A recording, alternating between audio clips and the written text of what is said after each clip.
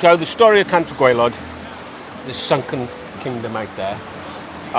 Yes, I mean, we know that there's a river valley running out across there. We've surveyed it actually earlier this year. I had a boat come down from Scotland, and they were mapping the seabed and underneath the seabed. And so we've got the Ystwyth and the Aeron are flowing about 2 kilometres offshore.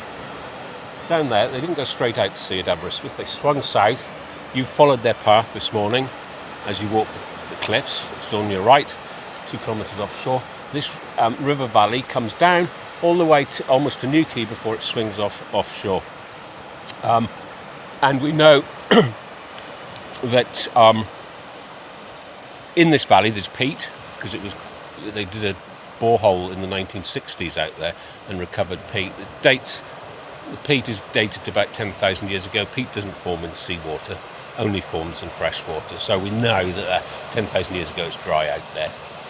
Our research suggests that the modern coastline was largely where it is by round about just after 10,000 years ago. So the sea's coming in. So any stories about land out there are older than 10,000 years old if we take the story at face value. Yes. And only last night I got an email from somebody I know up there saying they've just found a bone yesterday in deposits up at Dunneslas.